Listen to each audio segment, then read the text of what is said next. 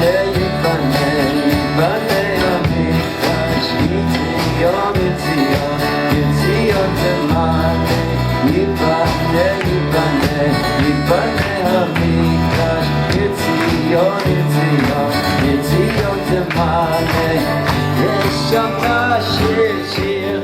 hi everybody, good evening. Again, it's good to see some more and more faces coming back in person. So I'm not just talking to a screen. And Mr. Hashem, I hope that more and more people will be able to physically come as hopefully Bezrat Hashem COVID will recede. Yeah. Today's share again is dedicated for a Refuah Shelema to Chaya Shifra bat Galila Yocheved and Galila Yocheved bat Devorah. And in addition, we are continuing our tefillos for Binyamin Yisroel Chaim ben Chanita, and we hope that he and all, and Chaya Shifra and Galila Yocheved, and all of the Cholei Yisrael should have a Refuah Shelema, Bekarov Mamish.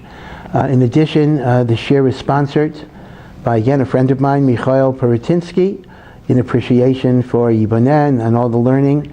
And may the learning and the tzedakah be a zechus for all of those who need Yeshuos, Refuos, and Shiduchim, Bezrat Hashem.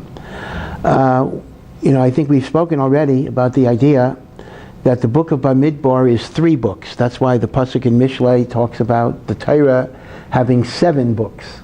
Bereshis is 1, Shemos is 2, Vayikra is 3, Bamidbar is 3, and then Devorim is 1 book. And the 3 divisions of Bamidbar, again I don't want to be marich because we had spoken about this, is book 1 takes us until the journey from Sinai. Book 2 is only 2 verses, the journey from Sinai. And then book 3 is the rest of the book of Bamidbar. And you'll recall that Rav Tzadok, the way Rav Tzadok understands it is, book 1 is a reference to the ideal Jewish society that is based on Torah, Avoda, Gemilas Chasadim. Every shevet has its role, every shevet has its uniqueness. It's kind of the ideal, Yeah, okay. It is the ideal Jewish society that we need to have. Book 3 is a process of disintegration where everything falls apart, and the transition is the journey from Sinai with the attitude of a child running away from school. That when you despise the Torah, when you reject the Torah, when you look at the Torah as a burden, even if you're keeping it technically, you have a tremendous, tremendous downfall. And Parshat Korach, of course, as Parshat Meraglim last week, is in book 3. We're dealing with everything seems to be unraveling here.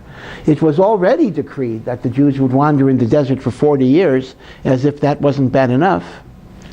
And all of a sudden we have Korach, who is a Levi, leading a revolt against Moshe Rabbeinu. Rav Soloveitchik used to say that, at least rhetorically, the revolt of Korach might be called the revolt of the common man. Essentially, Korach is what you would call an anarchist or a radical egalitarian. Because Korach's argument is an argument that is still made today in many cases. Kol ha'edah kulam kedoshim. All of the Jewish people are holy. All of the Jewish people are good. Don't you believe that? Don't you believe in the holiness of Am Yisrael? All of us heard God at Sinai. The first two commandments. I am the Lord your God who took you out of Egypt. You shall not have any other gods. So what gives Moshe Rabbeinu or rabbis or any group of people any authority to be leaders? So Korach plays what you might call the populist card, the anarchy card, the idea that we don't need government, we don't need rules, we don't need leaders. Every person should be entitled to create and invent their own relationship with God. That's Korach's argument. It's interesting, there was a professor in Harvard, a very famous Protestant theologian, Harvey Cox, who in the 1960s wrote some very, very well-known books on religion in America. And in his book, he interviews a woman called Sheila. Sheila is a nurse. And Sheila says she believes in God, but she doesn't believe in organized religion. And she has her own religion that she calls Sheilaism, which is her private relationship with God. Okay, so that's Sheilaism. So I remember hearing a talk from Rabbi Jacob Schachter, a very, very eminent scholar, an Orthodox rabbi as well, that said, we're very lucky her name wasn't Judy, because then her religion would be Judaism. Now, in point of fact, many people do have Judaism, whether their name is Judy or not, in which people say, I have my own relationship with God. I don't need mitzvot. I don't need the Talmud to tell me what I have to do. I don't even need the Chumash to tell me what they have to do. This is Korach's argument. Soloveitchik says, the common sense rebellion. Kol ha'eda kulam kedoshim. Everybody is equal. We don't need rabbis or Moshe in particular to tell us what to do. Now, based on this, though, Moshe Rabbeinu's answer is a non sequitur. Korach comes to Moshe, and Korach basically says, everybody's equal. We don't need leadership structures. Now, if you recall, Moshe Rabbeinu's initial speech is to build up Korach by saying, you are a Levi, and you have special jobs, and God shows you. Why are you so unhappy with the great, great jobs that God has given you? But l'chaira, that's not responsive to Korach's argument. If Korach would be arguing, I don't have the kavod I should have, so Moshe says, you have a lot of kavod. But if Korach is arguing there shouldn't be leaders, you can't refute that by saying, you're a leader too. And the answer is very, very obvious. There is what Korach says, and there is what Korach means. And of course, this has analogies in the political world. Korach's vocabulary is, we're all equal, we don't need leaders, we don't need bosses. But the hidden agenda is, you're going to have bosses, and I want to be the boss instead of him.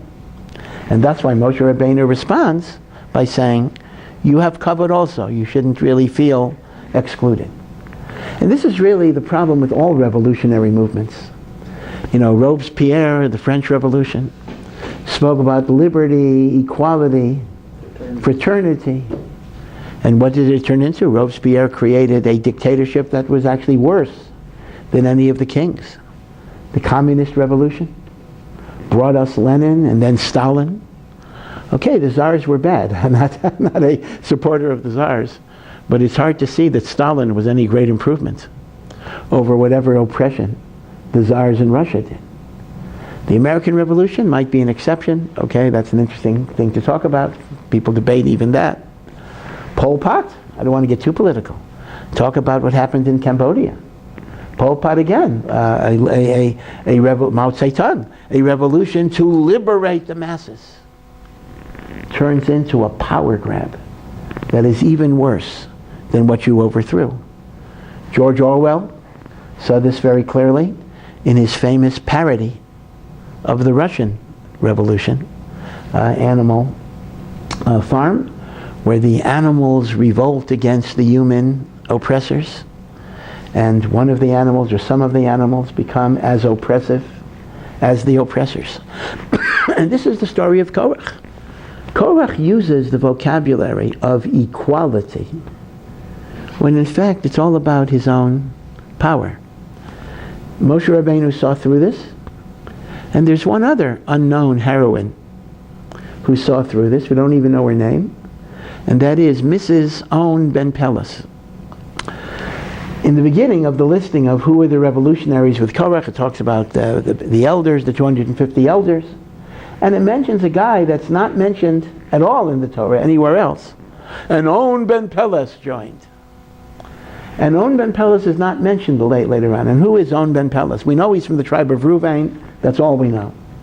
And the Gemara in Sanhedrin gives us a little bit of a backstory about On Ben Pelas. That On Ben Pelas was saved by his wife, because he comes home and he's really excited and he's waving the flag and he says, Korach says, we're all going to be kings, we're all going to be bosses, we're all going to be authorities, no more taking orders. And his wife, in the way that a good wife, addresses her husband, says, you are an idiot. He says, what do you think is going to happen? If Moshe wins, you're in big trouble. And if Korach wins, you're going to be a nobody. So why are you getting involved? What do you think you're going to gain here? And indeed, when Korach's men came to summon On ben Peles to what would have been his death, she uncovered her hair brazenly. So they dared not enter the tent of a married woman whose hair was uncovered. And the Gemara says that On ben Peles was saved by his wife, who gave him a reality check. Beware of hidden agendas. As opposed to Korach's wife, who goaded him on. Korach's wife said, yeah, keep on going. So that's really one point here of Korach. That's the notion of the hidden agenda. That often people who speak the vocabulary of equality, fraternity, we want you to participate in decision making, are really just rhetorically trying to undermine leadership so they can be the leaders. Okay, that's one thing to be aware of, the hidden agendas that often exist. There's another interesting point. There's a famous Mishnah in Pirkei Avos.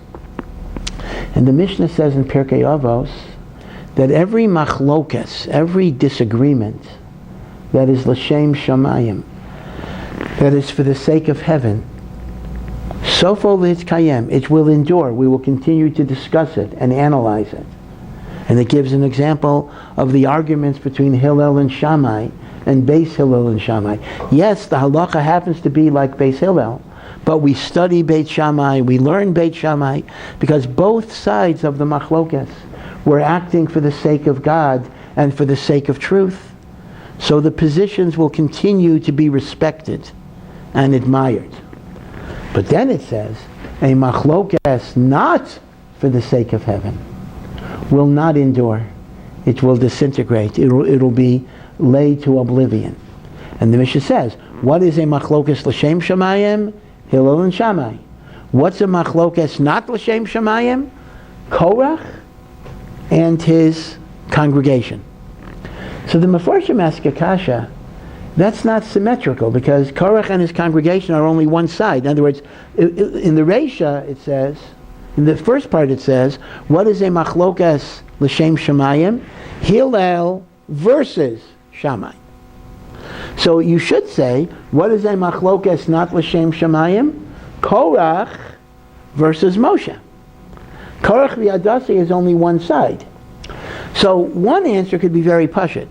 You don't want to say Korach versus Moshe, because that would imply that the stigma of not l'shem shamayim is on both sides, where it's not. That's actually a simple answer. But the Chazam Sofer gives another answer. He says, when you have a machlokas not l'shem shamayim, even the people on the same side are fighting with each other. Meaning, if you look at Korach had a whole bunch of people, right? Korach had 250 elders, and he had people from Ruvain and On ben Peles. And they're all united against Moshe. And they all use the vocabulary of egalitarianism. But they all have their own personal agenda.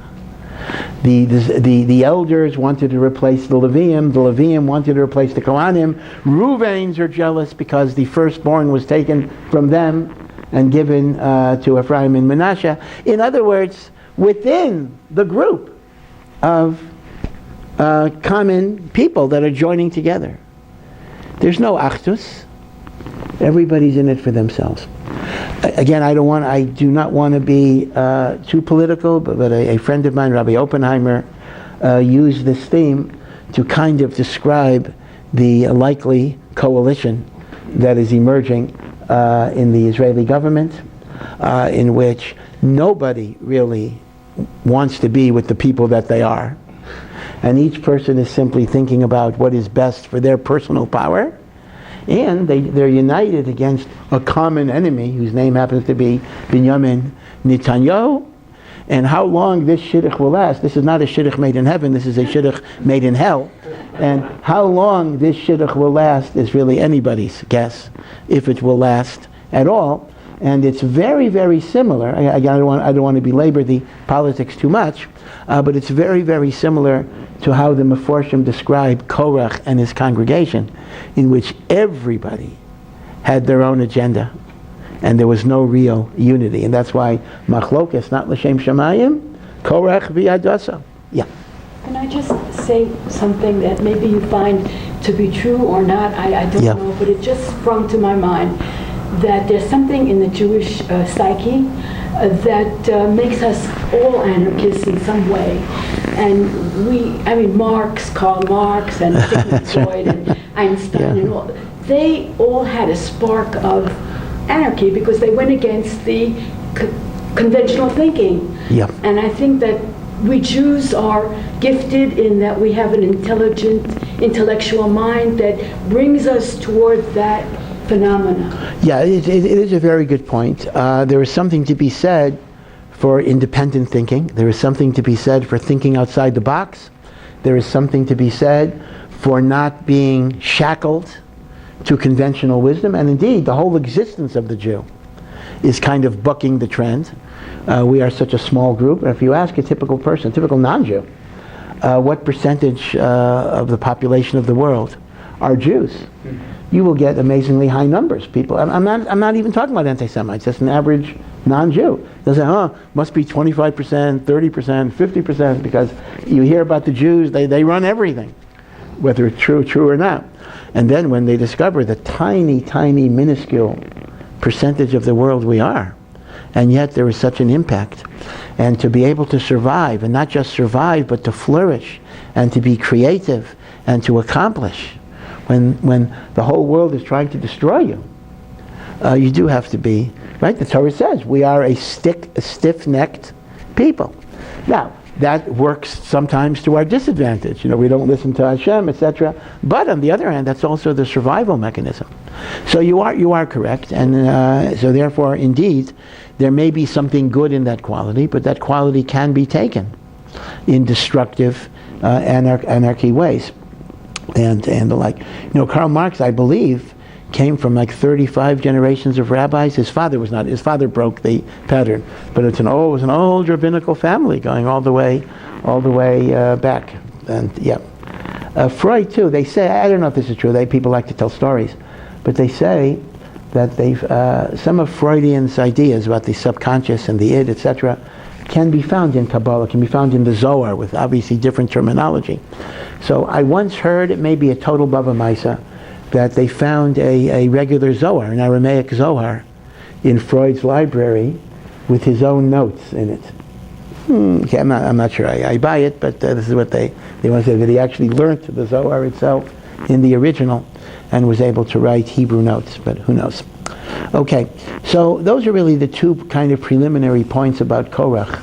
Number one, the hidden agenda, and number two, the notion that even within his group, there was no unity, because everybody was in it for themselves. And that's something to remember a lot when people beckon you to join their causes and the like. So now I want to share with you a very enigmatic comment of the Arizal that is explained by the Shame of Shimon. The Shame of Shimon was a great Hasidic Rebbe. His father was one of the great Gedolei Hador, the Avnei Nezer, the Sachachover Rebbe, and the Shame of Shimon was his successor, and was also a great Talmid Chacham and leader. For those who are interested in Sifrei Chasidus, the Shame of Shimon is actually a very good point of entry for Hasidic literature, because it's relatively easier than many other Hasidic works. So it's often recommended as one of the first Svarim that one would learn if you are moving towards Hasidus. And some of it's been translated into English. You can actually get English translations of, or at least adaptations. I don't know if we have a word-for-word translation, but we have adaptations of the Shame of Shimon. Although I personally, I don't like any adaptations. I don't know, but it is. I can work with translations. All right, translation I can read a thought in English, but adaptations I don't like, because that's kind of the author telling you what the shame, what the Hasidic Rebbe says. But whatever, it's something to look into. So let me tell you what the Arizal says. Very enigmatic. It's based on a very simple gematria, but the Ari doesn't tell you what the significance of the gematria is. Moshe. The gematria of Moshe, Mem Shin Hey, 345. Okay? Korach. Gematria of Korach, 308. The difference between 345 and 308 is 37.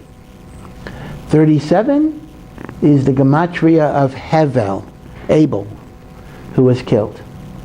So we have three gematrias. 345 is Moshe, 308 is Korach, 37 is Hevel. Based on the arithmetic, therefore, we can establish the following two equations. Moshe minus Hevel equals Korach. Okay, following the math here. Or Korach plus Hevel equals Moshe. Okay? Right? That's how you get it, with either addition or subtraction.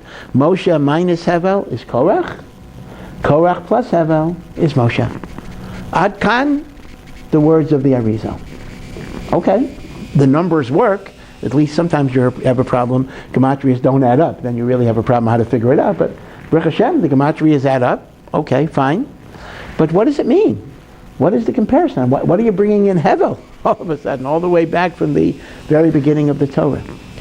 So I'm going to offer to you the beautiful explanation of the Shame of Shimon. But before I mention the Shame of Shimon, I want to augment it with one of the most famous thoughts of Rav Soloveitchik, actually who lived obviously much, much later.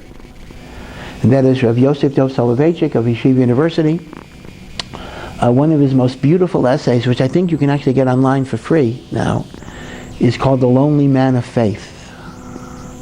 A very, very classic essay.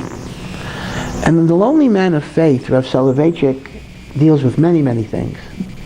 But one of the things he deals with is the fact that in the creation of man, in Parshas Bereshis, there are two different accounts of the creation of man, of Adam.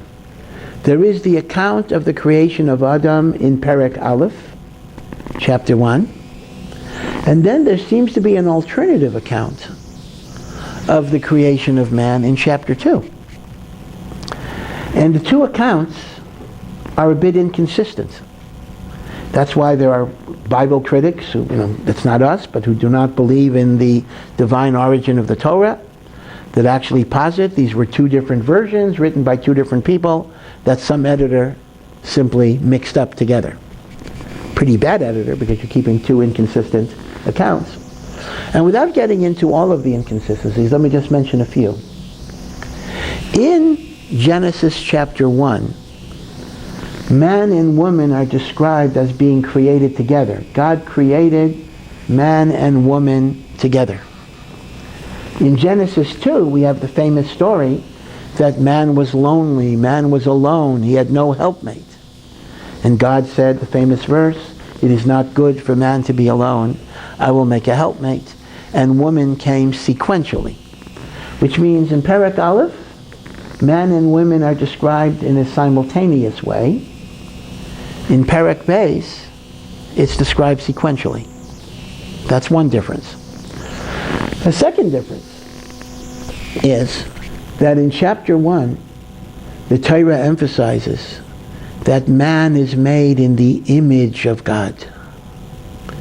The greatness of man. Now, of course, keep in mind, image obviously does not mean physical image. God does not have a nose or a mouth. But image, as Maimonides says, refers to spiritual qualities of intelligence, of bechira, free will, autonomy, creativity. These are aspects of our connection to God. And of course, it's been well said that this is the foundation, and I'll use the term, of the Judeo-Christian ethic. I know some people don't want to call it Christian ethic, okay, Beseder. But the fundamental idea of human relationships is that man, human beings, are made in the image of God. And that is why they are worthy of respect and dignity. But that appears in chapter 1. Chapter 2 emphasizes man is made from the mud Man is made from the dust of the earth. So Chazal simply say that both are true, but Rav Soloveitchik fleshes it out in a very beautiful way. This is what he says. This is really a brilliant exercise in biblical interpretation. When the Torah gives you two contradictory accounts of an event, the Torah is not necessarily conveying history.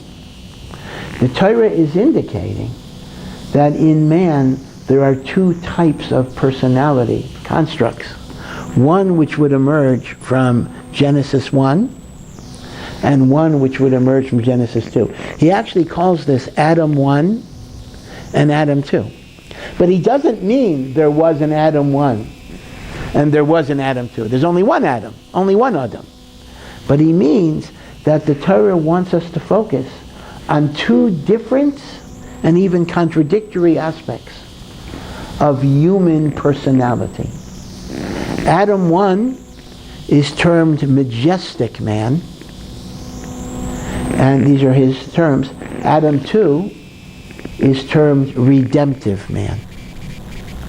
And really, I can't really do justice to the beautiful way he articulates this, but he says the following. Majestic man is aware of his power, his ability to create. He is in the image of God. He comes into the world as a team, man, woman, able to create families, able to build societies. Genesis 1 is an emphasis on the majesty of man, the dominance of man. Because God put us into this world to drain the swamps, to discover cures for cancer, to fight COVID, to make the world a more just place, to take initiative, creating a land, creating a society here. Not just say God will take care of everything. Of course everything comes from God, but we have to be actors. That's why Genesis 1 talks about the strength and the power of the human being. You're in the image of God. And by the way, that's why the mission, I should also add, in the Garden of Eden is be fruitful and multiply b'kivshua. Dominate the world. Don't be a victim of the raw forces of nature, but dominate and control. So Genesis 1 represents what you might call the godless of man, the greatness of man. But if all you have is the vision of Adam 1, what that leads to is arrogance, gaiva, the sense that there are no limits, I can do whatever I want. So as a result, Adam 1 needs to be balanced with Adam 2. If Adam 1 is a recognition of my greatness and my power and my ability, Adam 2 is a recognition of my fallibility, my weakness, my inadequacies. If Adam 1 says, I am in the image of God, Adam 2 reminds me, I am from the dust of the earth. If Adam 1 talks about me as having a strong family unit by which we can go out and do things, Adam 1 reminds me of my loneliness and my weakness and my dependence on Hashem. If the mission of Adam 1 is to conquer the world, kibush, the mission of Adam 2 is li'avda u'lashamra, to cultivate and preserve Hashem's garden and not destroy it. You know, the environmental movement, everything has a tinge of anti-Semitism. The environmental movement occasionally makes statements, Jews get blamed for everything, that the destruction of the environment in part comes from the attitude of Genesis chapter 1, where man is told to conquer nature rather than live in harmony with nature. But all I'm saying is that in Genesis 2, the mission is to live in harmony, to preserve and protect. Conquer, preserve and protect. Now, if all you have is redemptive, and that's called man finding his redemption in his subservience to Hashem. But you understand, if all you have is redemptive man, I am dirt, I am nothing, you have passivity. The swamps don't get drained. The cities don't get built. The diseases are not eradicated. So you need to have a balance with the greatness of man along with the weakness and subservience of God. Again, this ties in exactly to what we talked about last week with the Chet HaMeraglim, the two ideas. Anochi Afar V'Yefer, I am dust and ashes. Bishvili Nivra Olam, because of me, the world was created. But this is truly, truly, truly a brilliant and beautiful parshanut exercise of explaining biblical verses. The two accounts of man exemplify the two aspects of human personality that must exist. Adam 1 and Adam 2 are not two people. They are two aspects that must coexist within the human personality. So now, I'm going to go to the Shame of Shimon. And I think, although I'm using Rav Soloveitchik here, but I think that this will help us understand the Shame of Shimon. When Cain and Hevel were born, these were the two children of Adam and Chava.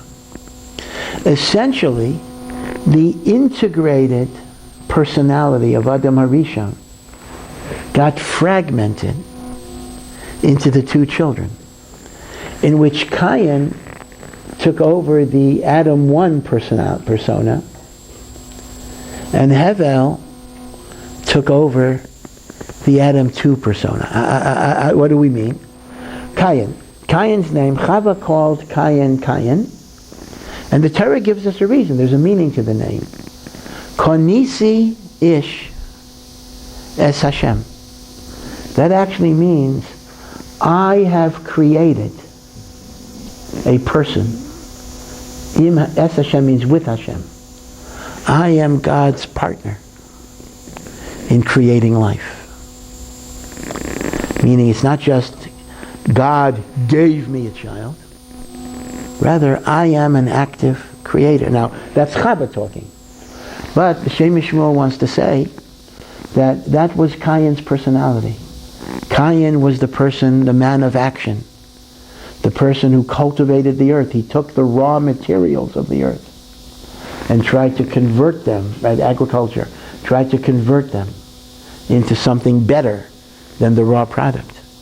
Cain represents the human force of egotism, of accomplishment, of wanting to get things done, of not being passive and saying, I leave it to God to take care of things, but to take charge of the world as it was. Now the word Hevel means breath, or also vanity. Everyone remembers the very famous refrain in the book of Kohelet, Ecclesiastes, where King Solomon says, Havel havolim, Amar Koheles, Havel havolim, Hakol havel. Now, here there's a little bit of a confusion. The famous and standard English translation is vanity of vanities, says the preacher. Vanity of vanities. Everything's vanity. But you have to know that in the English at the time of the King James Version, vanity meant something different than it means today. Today, when we talk about somebody having vanity, that refers to being conceited or arrogant. But that was not the meaning then. Vanity then was like everything is in vain, nothing, worthless. So in modern English, a more accurate translation of Hevel is not vanity. That doesn't correspond to the modern use of the word vanity, but futility, or things that are ephemeral, temporary, like breath. You breathe out some air and it just, you don't see it. And what Shlomo HaMelech is bemoaning is the futility of everyday life. You work to gather wealth, you're not going to take it with you, etc. All of the things people spend so much time and energy on don't mean anything in the long run. Very depressing book. At the end of the book, Shlomo HaMelech says, he gives you a little bit of comfort, actually a very important comfort. Sof davar, at the end of everything, fear God and do His mitzvahs, and then your life has meaning. But most of Koheles is a book about the meaninglessness of life. Right? Chazal say, he wrote Shir HaShirim in the ardor of youth. And that's why it is so romantic and passionate. He wrote Mishlei, which is full of practical wisdom. Save your money, don't guarantee other people's loans, like practical advice. Middle-aged man who is prudent. And Koheles, as he's approaching death, he is struck with the realization of how much of our life we waste on things that really don't matter. I mean, you can't deny this. There is obviously a very depressing tinge in Koheles, although it is redeemed at the end. But be it as it may, Hevel means ephemeral, vanishing, futile. Hevel's name was Hevel because Hevel basically was so aware of the inadequacies of the human being, the atom too. We're just dirt. God does everything. Without God, there's nothing we can accomplish. So, essentially, the way, using Rav Soloveitchik's terminology, Cain got the atom 1, and Hevel got the atom 2. Cain got the majesty of man, and Hevel got the redemption of knowing without God we're nothing. But Hevel needed tikkun. Hevel needed tikkun. Because humility is great, humility is wonderful, humility is holy. But when your humility convinces you to live a life of passivity, in other words, you leave everything to God. You know, if God doesn't want us to have COVID, He'll get rid of COVID. Don't need vaccines or medicines or polio, whatever it would be. I know the COVID vaccine is a little controversial. Let's take the polio vaccine. If God, doesn't want us to have polio, He'll get rid of it. In other words, the problem with the Hevel attitude in the world is that in theory, you simply don't do anything. You say, God will take care of it. Nothing for me to do. So when Cain died and when Hevel died, each of their neshamot needed rectification. Cain needed to absorb humility, and Hevel needed to absorb initiative and leadership.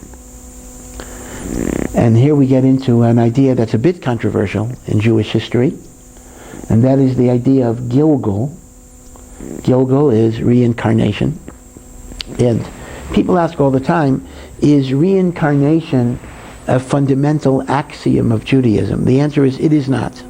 Reincarnation is not mentioned in the Talmud, so it's not authoritative. There were very great rabbis, such as Rav Sadia Gaon, who claimed, there'll be final resurrection of the dead, that reincarnation there'll be, but until the final resurrection of the dead, there is no concept that a soul, once it's separated from a body, will come back again and again. So if a person were to say, I deny reincarnation, they could not be called an apikoros. Okay, I'll give you that. Nevertheless, as all of you know, the idea of reincarnation was solidly accepted by the great Kabbalists, such as the Arizal and the Vilna Gaon later, and the Ramchal, Rav Moshe Chaim Luzzatto, and indeed Rav Chaim Vital wrote an entire book on the subject of reincarnation that is called Shar HaGilgulim, the book of reincarnations.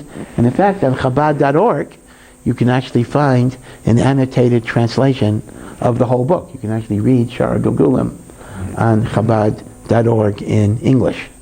Interestingly enough, it's not our subject. I had to speak on transgender issues a few days ago. Not my best choice of topic, but I did mention Rav Chaim Vital does talk about the phenomenon that sometimes a male soul may be imprisoned through Gilgul in a female body, and perhaps in some of the cases of transgender that might be going on. Okay, so the Shame of Shimon, who is of course rooted in the Hasidic Kabbalistic tradition, very much goes with Gilgul. And he says the following: if Cain's neshama needed rectification, and Hevel's neshama needed rectification, They needed to come back. So he wants to say, Korach and Moshe was a Gilgal of Hevel. And that is why Moshe, at least, is the most modest of all people. Because Moshe's dominant personality was the Hevel, the humility of Hevel. But Moshe rectified Hevel's neshama. Because in spite of Moshe Rabbeinu being the most humble of all people, Moshe was not passive. Moshe was a leader. He took the Jewish people out of Mitzrayim. He brought them to Mount Sinai. He prayed for them. He judged. Moshe Rabbeinu did not allow his humility to take away his sense of responsibility for taking care of a nation of at least 3 million people. And then if you add the Erev Rav, which is kind of Moshe Rabbeinu's people as well, at least in some sense, you may have had 10 million people. The Erev Rav could have been huge. And Moshe did it. And Moshe did not allow his humility to make him passive and ineffectual. In fact, people have written books about Moshe Rabbeinu as leader, the qualities of leadership that you see from Moshe Rabbeinu. Korach, on the other hand, failed in his mission. Korach was a man of great talent. Korach was the Cain of the world, the go-to guy. But his mission was to inculcate within himself humility and submission, and that he didn't do. So, essentially, the end of the story is a reversal of the first story. In Genesis, it is Cain who kills Hevel. In the story of Korach, it is the reincarnation of Hevel, that is Moshe Rabbeinu, who calls upon God to kill the reincarnation of Cain, who is Korach. Okay, that's the basic pattern, and as I say, I think it fits very, very well with Rav Soloveitchik's Adam 1 and Adam 2. Essentially, Korach was Adam 1, Moshe was Adam 2, but Moshe Rabbeinu incorporated the Adam 1 into his Adam 2. Korach failed to incorporate the Adam 2 into the Adam 1. And therefore Korach's neshama was not mesukan. Was there a later Gilgal? Who knows? But these Gilgulim will go on until there is tikkun, until there is rectification and completion. So with this hakdama, with these introductory ideas, the Ari's gematria now becomes extraordinarily meaningful. It's not just a wordplay.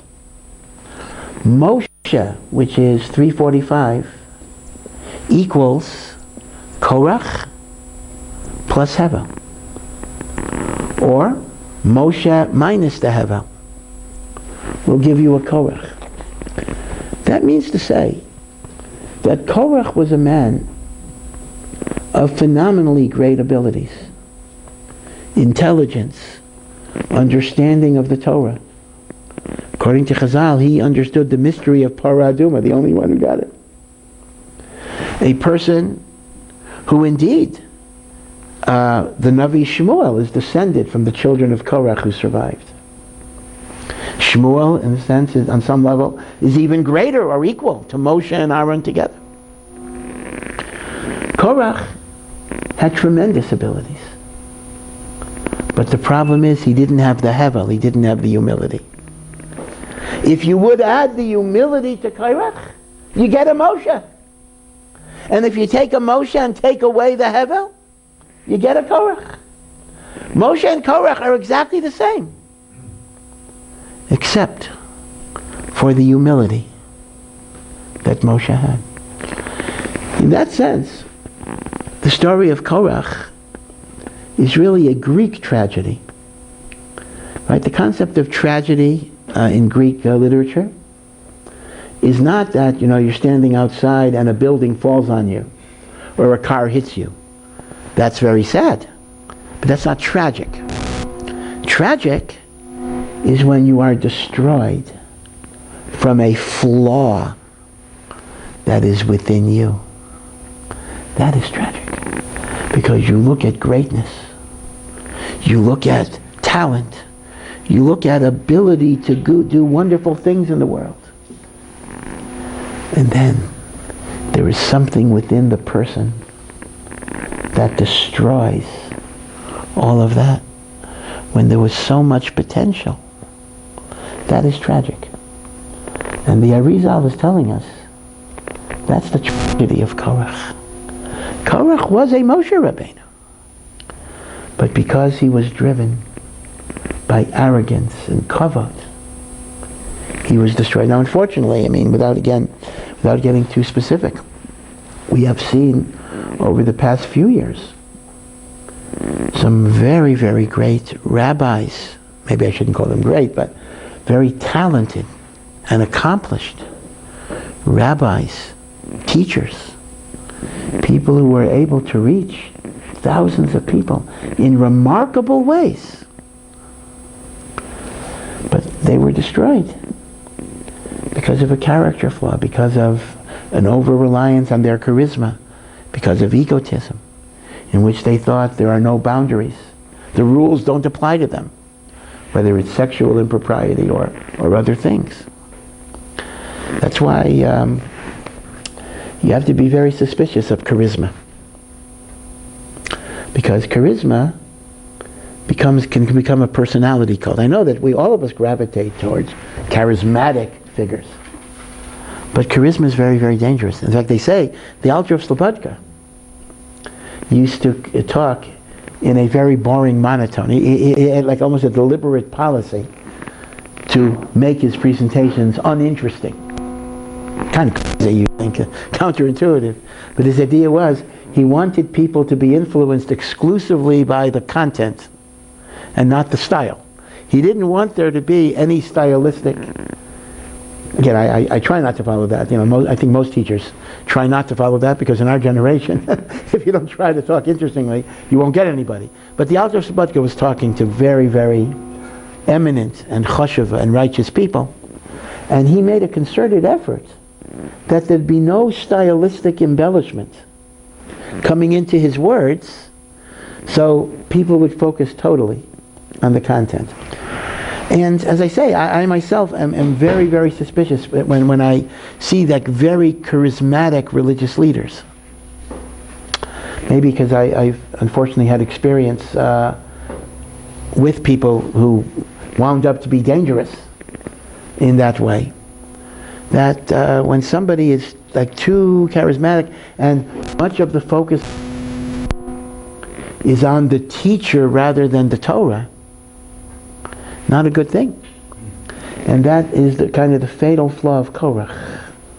Kind of, right? The idea that he was great. He had greatness. But that greatness was marred by a flaw that brought him down. We're going to see in a few weeks that in many ways this is the same story of Bilam. Okay, there's a very strong parallel. Bilam was a Navi who was equal to Moshe Rabbeinu, and yet Bilam was consumed with taiva and jealousy and greed and everything else, and this destroyed him. Certainly in politics you see this all the time. You can go all the way back to Richard Nixon. Richard Nixon in many, many ways was an extraordinarily talented person who did a lot for the Jewish people, did a lot for the state of Israel. But he got destroyed. He got destroyed because of the various flaws that were there. It was almost like it was very, very hard to even watch a person who had who was doing good things in many, many ways and gets destroyed from that which is within. And that is the story of Korach. And that, I think, is the Shame of Shmuel's hesber of the gematria of Moshe minus Hevel, you get a Korach, and Korach plus a Hevel, you get a Moshe. Adam 1, Adam 2. Moshe was Misakein, but Korach was not Mitakein, the neshama of Cain. So Cain still needed a tikkun. Who knows what happened in later generations. Let me just mention a final remark. And the final remark is from the Netziv. If you recall, what happens here was that Korach had a group of 250 elders. And the elders were tested by bringing incense to the Mishkan. And Aaron brought incense, and Korach brought, the 250 elders brought incense. And what happened was that Aaron's korban was accepted, and the 250 elders were burnt. A fire came out from their fire and consumed them. So Korach died in a different way. Korach died by the ground opening up. The 250 elders died like Nadav and Avihu in many ways, by a fire coming from their incense and consuming them. And then the Torah says that you should take the metal pans in which they brought incense, and you should beat them flat, and they should be made a cover for the top of the altar. So l'chaira, it's a little strange. If these 250 people were rebelling against Moshe and rebelling against God, why should they be given the honor of having their fire pans made a permanent covering of the Mizbeach? Why are you honoring them? Why are you giving them that distinction? Now, the simple answer might be, there's actually a simple answer, and that is, we're not honoring them. We want their sin, so to speak, to be on public display so that everybody should realize that when you rebel against Moshe and Aaron, there are going to be severe consequences. Meaning, every time a person wants to say, I want to be a Kohen instead of the Kohen, you look at the Mizbeach and you see that covering, and you remember what happened to the 250 elders who wanted to replace Aaron. So it's not a question of, I'm giving them kavod. I simply want there to be a public display of their chait. That's a simple answer. But the Netziv does suggest a different answer, which in some ways almost contradicts everything that I've been saying. The Netziv says the 250 elders had a different motive than Korach. Korach's motive was arrogance, gaiva, power. The 250 elders, the Netziv suggests, and this is not the way I've been learning until now, actually wanted an intimacy with God. Their kavanah, although it was also denying authority, so to speak, but their kavanah was they wanted an unintermediated relationship with God. They wanted a direct relationship with God. And they knew they would die in trying to do this. They knew it. But they said, we are willing to die to experience the intimacy of our souls with Hashem. And the Netziv says, they didn't die so much as a punishment, but they had reached a level of divine ecstasy in which their neshama could no longer stay in their guf. You know, Aryeh Kaplan, Zichrono Livracha, was a great author and a great makubal as well. And he writes, in fact, his works are probably the best works in English on basic Kabbalah. Inner Space is the main one. And he actually writes there, he talks about meditations and different ways of meditating on God's name and connecting to Hashem. But he points out it's like swimming. He says you should always have a buddy with you. Do not do this alone. Because what happens is when you reach a certain state of ecstasy, you have an out-of-body experience. And your soul leaves the body. And when the soul leaves the body, it doesn't want to come back. So you die simply because the soul, when it experiences communion with God, not constricted by the guf, the soul doesn't want to come back. So you need somebody there that when that person sees that you might be leaving, kind of gives you a slap and says, come back to earth. So he actually says you need a buddy when you do these Kabbalistic meditations. And my unsubstantiated speculation is, he died very young. And in fact, Kabbalists have a track record of dying very young. The Ramak died at 48. The Ari died at 38 or 39. I think Ari Kaplan also died at 48, I think it was. He was younger than that? Okay. And again, I have absolutely no proof, so maybe I shouldn't say it, but I feel that perhaps he was engaged in maybe he wasn't following his own advice. He was engaged in a meditative practice without the body. And this could happen. So the Netziv says that the 250 elders were similar to that particular process. Their kavanah was l'shem shamayim, and that is why they are given the honor of having their fire pans, eitzi poilim mizbeach. But it's also a cautionary tale, and the cautionary tale is that you still got to follow God's rules.